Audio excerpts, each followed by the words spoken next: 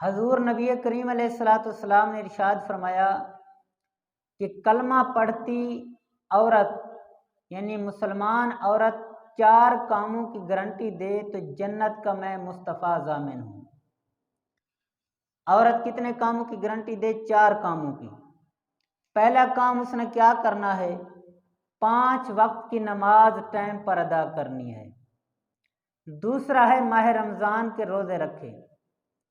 تیسرا ہے اپنی عزت کی حفاظت کرے، اور چوتھا ہے اگر شادی شدہ ہے تو اپنے شوہر کی اطاعت اور فرما برداری کرے۔ رب کے محبوب نے ارشاد فرمایا ہے کہ جو عورت ان 4 کاموں کی گارنٹی دے تو میں مصطفیٰ اس کی جنت کا ضامن ہوں۔ تو اب یہ باتیں ہم نے اپنے گھر والوں کو سکھانی ہیں اور ان کو ہم نے شریعت کا رستہ دکھانا ہے۔ اگر ہماری بیٹی یا بہن یا والدہ وہ پڑھی لکھی ہے، یا ہمارے جتنے بھی عزیز و اقارب جو ہمارے محتاط عورتیں ہیں اگر وہ پڑھی لکھی ہیں تو ہمیں چاہیے کہ ان کو سیرت سیدنا حضرت فاطمہ الزہرا سلام اللہ علیہا دینی چاہیے کہ یہ پڑھو۔ سیرت حضرت سیدنا عائشہ صدیقہ رضی اللہ تعالیٰ عنہ دینی چاہیے کہ یہ پڑھو۔ امہات المومنین کی سیرت ان کو دینی چاہیے کہ یہ پڑھو۔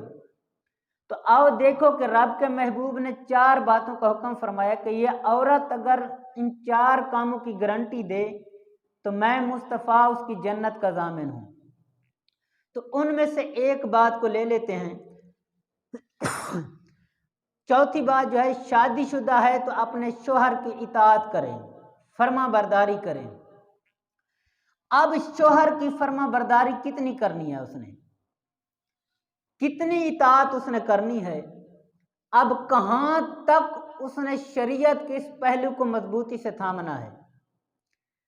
مثال کے طور پر شوہر اگر صبح سویرے کہیں کام کے لیے جا رہا ہے، اس نے اپنی بیوی سے کہا کہ ایسے ہے کہ میں جا رہا ہوں، آپ دروازہ بند کر دیں، میرے آنے تک دروازہ بھی نہیں کھولنا، کنڈی کو ہاتھ بھی نہیں لگانا۔ اب اس کا شوہر چلا گیا، وہ کام پہ گیا ہے، جہاں بھی گیا ہے، تو کچھ دیر گزرتی ہے کہ اس کے والدین آ جاتے ہیں، اس عورت کے آ کر دستک دیتے ہیں۔ تو عورت کو حکم ہے کہ دروازے کے قریب جائے، دروازے کو ہاتھ نہ لگائے۔ اب جا کر پوچھے کون؟ آگے سے وہ جواب دیں کہ ہم تیرے والدین ہیں، تیری والدہ آئی ہے جس کے قدموں کے نیچے تیری جنت ہے، تیرا باپ آیا ہے جس نے تجھے ساری زندگی پالا ہے، تیری خدمت کی ہے، سب کچھ تجھ پر لگایا ہے، وہ باپ دروازے پہ کھڑا ہے۔ تو اب عورت کو کیا چاہیے کہ وہ کیا کرے؟ اپنے والد اور والدہ سے ادب کے ساتھ عرض کرے کہ عرض یہ ہے کہ میرے شوہر نے میرے اوپر حکم دیا ہے، پابندی لگائی ہے کہ دروازے کو ہاتھ بھی نہیں لگانا، کنڈی کھولنی نہیں جب تک میں واپس نہ آؤں۔ ان کے سلام کا جواب بھی دے، آگے سے یہ بات کہہ دے کہ جب تک وہ نہیں آتا، چاہے شام کو واپس آئے چاہے ہفتے بعد واپس آئے، اگر دروازے کے اوپر بیٹھنا چاہیں تو تمہاری اپنی مرضی، اگر گھر واپس جانا چاہیں تو تمہاری مرضی، تو میں دروازہ نہیں کھول سکتی، معذرت کرتی ہوں، ناراض بھی نہ ہونا۔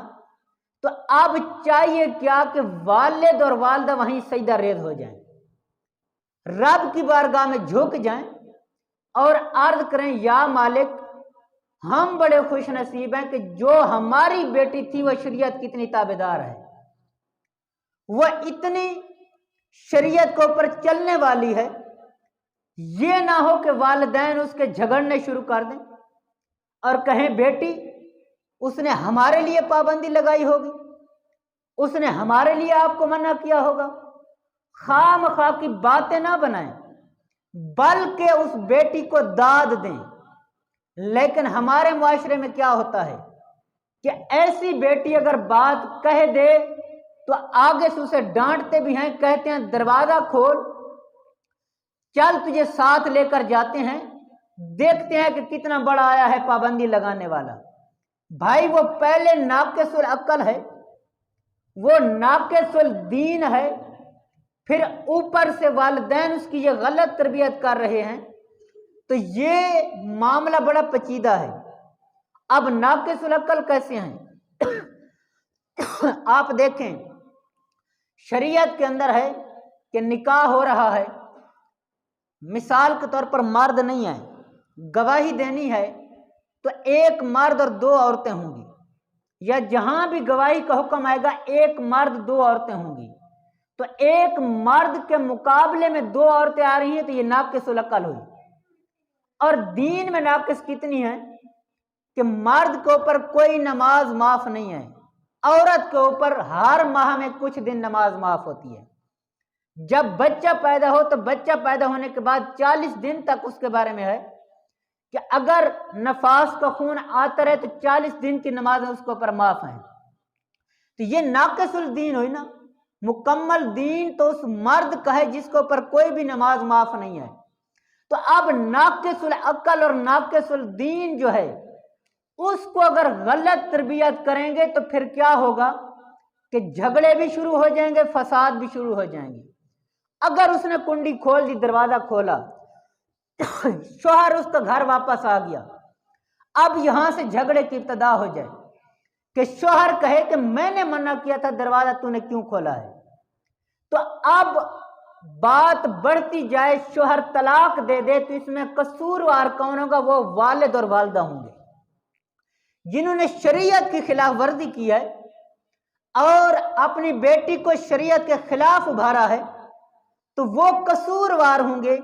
तो आओ सुनो कि जो जानबूझकर अपने रिश्ते तुड़वाते हैं, बहनों के या माओं के या अपनी बेटियों के, तो फिर उनके बारे में मेरे मुस्तफ़ा करीम ने क्या इरशाद फरमाया है? हजूर नबी करीम अलैहिस्सलातु वस्सलाम ने इरशाद फरमाया कि जो बहन बेटी का रिश्ता तोड़े वो जितने सजदे कर ले, बेशक जितने हज कर ले, नमाजें पढ़ ले, जितनी इबादत कर ले, अगर जानबूझकर उसने रिश्ता तोड़वाया है तो मेरे साथ उसका कोई ताल्लुक नहीं है। तो अब देखो